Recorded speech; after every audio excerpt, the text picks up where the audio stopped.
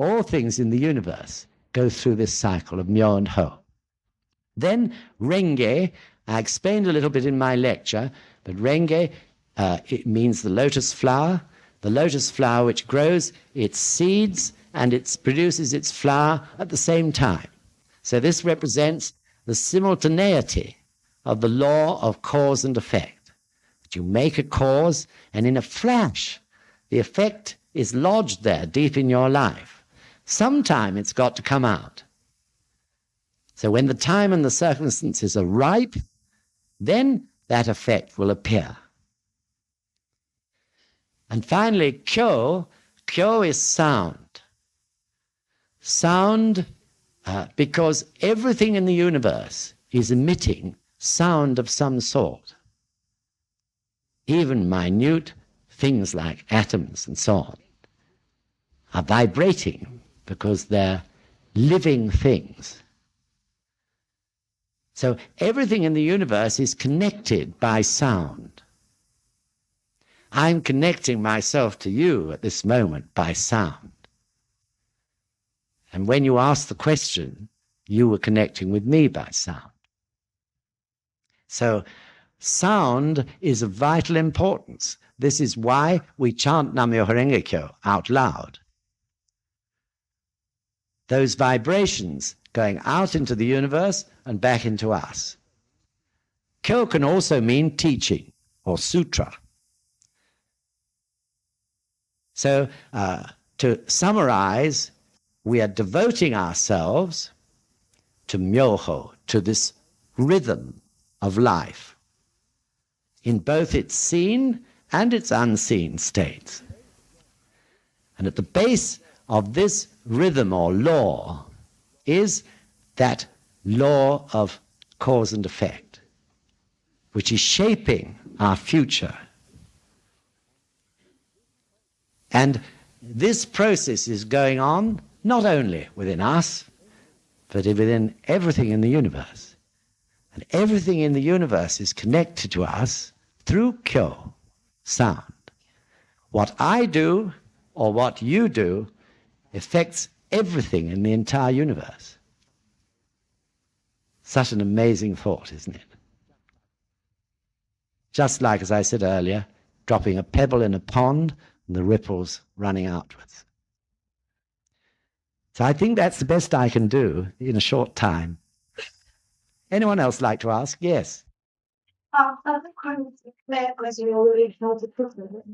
You said earlier in the lecture that you realise that we're born with a certain good fortune, and by a certain time you felt that something was quite right, that they're going away from you. And I think most of us have heard of somebody who already knows somebody who born burdened from very early life, have quite hellish situations where everything goes wrong, where their life just utterly terrible. And at a certain point, they're feeling that find that thing, like their life is turning as well, and things are getting better for them. And you know, these things, and that there's also this misfortune also next time as the life goes on. Or what? Oh, yes, of course that's true. But the only trouble is that the misfortune, you see, karma arises from our habits and our desires, mostly. Because it arises from these innate desires in our lives, it tends to follow a similar pattern. Because those desires arise from our nature, our character. You can have, for example, an angry person who just has a natural tendency to be an angry person,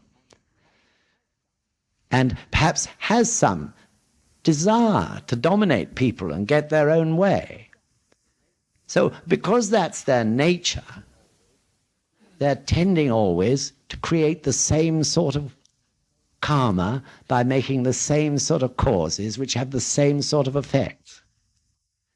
So, of course, the marvelous thing about Buddhism is that it's not saying you can change your nature or character. That would be terrible. On the contrary, in fact, we develop our individuality. But what you do, of course, is that through the practice you transform those negative and destructive aspects of this example, the world of anger, the state of anger. You transform that into something which is creative and positive. So taking that same example, anger can become a driving passion for peace or justice or seeing old people looked after better or whatever. So this is incredible because you suppress nothing in Buddhism. On the contrary, you develop it, but you transform its negative and destructive side into something that is creative and positive. Have I answered your question? Well, I mean, some people actually start the individual non-religious and that is not Buddhism. But I mean, that's also sort of correct. But I mean, have they actually changed anything to certain this stuff before? Ah, yes. Yes, of course. I mean, you make a cause and it has an effect. And that effect won't appear again once it's appeared. But the trouble is, as I said, that because of your nature, you repeat it, you see, like that machine with all the dominoes.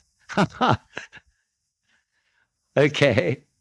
Yes. What would you say the basic differences would be between your chanting and, say, people who practice transcendental meditation, who also would see that their chanting is going to have an influence and ultimately... Well, I don't know enough about transcendental meditation. I've never done it.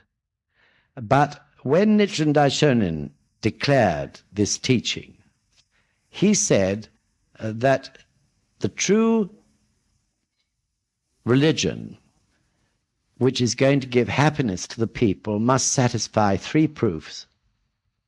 One was documentary or literary proof in the flow of history. The second was theoretical proof. And the third was actual proof in this lifetime.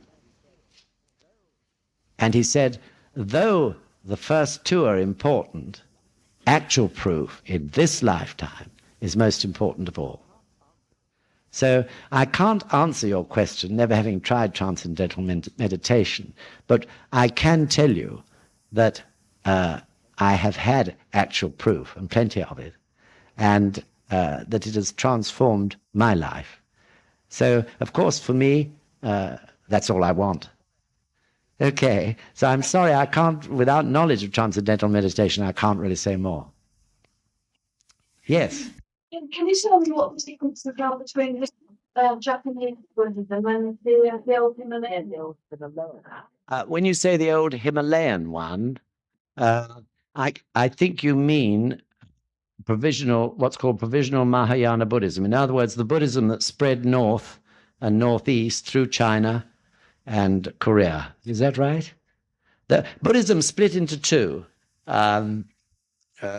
It didn't split. It was the way the disciples went after hearing Shakyamuni Buddha teach for a number of years. The Shakyamuni Buddha taught for 50 years, so not everybody stayed with him all that time. And some went southwards to southern India or across to Southeast Asia. And others went northeast through China and eventually to Korea and eventually to Japan. So the southern Buddhism, as it's often called, is known as Theravada. It's also known as Hinayana, but southern Buddhists don't like to be called Hinayana because it means the lesser vehicle. But basically, the southern Buddhism is following the earliest teachings of Shakyamuni Buddha, which he taught in the first 12 years, really, of his teaching life.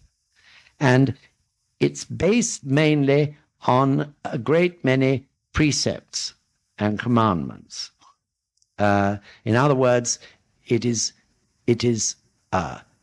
instructing people how to heighten their standard of life and way of living. And it involves, because of these precepts, which are also, for those who practice it fully, combined with a lot of aesthetic practices, it's very time-consuming for those who really practice it wholeheartedly.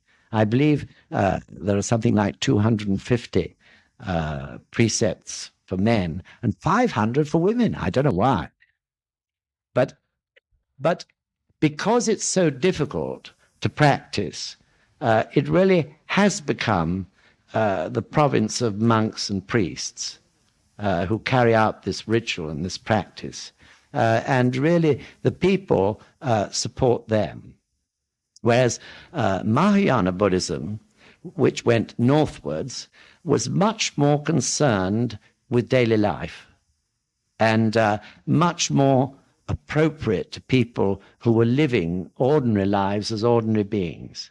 So, for instance, this Buddhism is part of Mahayana Buddhism. So I think when you say Himalayan Buddhism, you're referring to Tibetan Buddhism, which is an offshoot of Mahayana Buddhism. And that follows teachings which were preached by Shakyamuni Buddha much later in his lifetime, and teachings which indeed were much more spiritual, really, much more concerned with the inner man and with the person, as it were, doing it for themselves, rather than through the agency of monks and priests. So Nichiren Daishonin's Buddhism, which we practice, follows the ultimate teaching of the Mahayana, the Lotus Sutra, which Shakyamuni Buddha taught 8 years before he died. And then he finally taught the Nirvana Sutra, which is just as he was dying, which is really like an epilogue to the Lotus Sutra, in fact. I'm not sure I've answered your question. Well, I'm so much more in Tibetan Buddhism. Very difficult to answer. I mean, again, I don't know enough about Tibetan Buddhism. But and also, of course, there are many sects of Buddhism. So the Buddhism that we practice, Nichiren Daishonin's Buddhism, is one sort of Buddhism practiced in Japan. Although it may be the one that is growing the most and has a very great following, nevertheless there are other Buddhisms being taught.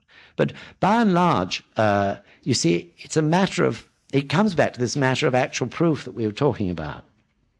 Again, in Japan, I think any Japanese person here would agree that most people are not really practicing Buddhism every day. They belong to a particular temple of a particular type of Buddhism, and they will go there when a child's born, or when there's a funeral, or when there's a special festival. Rather like, I think, a lot of people go to church here, don't they? On special days like Easter, and may not go at all in between. Do you see what I mean? So those people are, in a sense, practicing Buddhism rather in the same way as a lot of people nowadays practice Christianity. But of course, because of that, because they're not fully practicing, they can't expect the same benefit.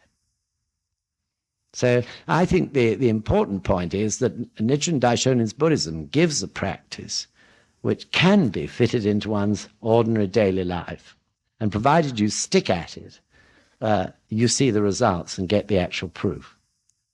And it doesn't involve sitting on mountaintops, meditating, or removing yourself from this world. Okay. Yes. Can I ask to the woman who asked a question? This Buddhism in Japan, women can attain enlightenment, whereas Tibetan Buddhism, women could not attain enlightenment. Very good. Well done. Very good answer, too. Any other questions? Yes. There are many sects of Christianity, and they all seem to have the crucifix as a common symbol. And so the lay Buddhists, as it were, the only symbol of Buddhism that I'm familiar with is the Buddha. You've not actually mentioned any sort of symbolism for Buddhism, and I can't see any in the whole of the expedition. No. No. Yes, that's a very important question, actually, because I think I'd like to begin by saying that Shakyamuni Buddha when he was living 3,000 years ago, predicted what would happen to his teachings in the 2,000 and 3,000 years after he died. And he said that in the second millennium, after he died, in many places, Buddhism would become formalized and ritualized, and that people would set up statues to himself and stupas containing his relics. It was an amazing prediction, this. And in fact, he said that that was wrong. But communication being what it is, or what it was in those days, and indeed we've seen it in Christianity and other religions in the West as well, things can get distorted over, 1,000 years unless they're very clearly defined. And this is what happened. So it is not actually, according to Shakyamuni's teachings, that people should worship his statue or idol. And in fact, in Nichiren Daishonin's Buddhism, we don't. Our object of devotion is a scroll which is inscribed with many different Chinese characters, 2 Sanskrit characters, but the rest are all Chinese. And down the center is the law of life, Nam-myoho Renge Kyo, which also, of course, represents your life or my life in its highest state, in the Buddha state. And then the other characters all around represent the various forces or influences in life which can act and react either in a positive or in a negative or destructive way. And of course, because Nam-myoho Renge Kyo is in these bold letters down the center, that is inferring, of course, that if you chant Nam-myoho Renge Kyo to this object of devotion, then you bathe everything else on that scroll in the light of Nam-myoho Renge Kyo, in the light of the Buddha state, and therefore it will be turned into something valuable rather than something negative and destructive. So that's our object of devotion. It's mostly actually in Hinayana Buddhism, in Theravada Buddhism, that they worship statues of the Buddha. Does that answer it? Thank you very much. Anybody else? Great. Thank you very much for those really lovely questions. And thank you very much for coming to our exposition. And thank you very much for listening to the lecture tonight. I hope we'll see you soon. Thanks so much.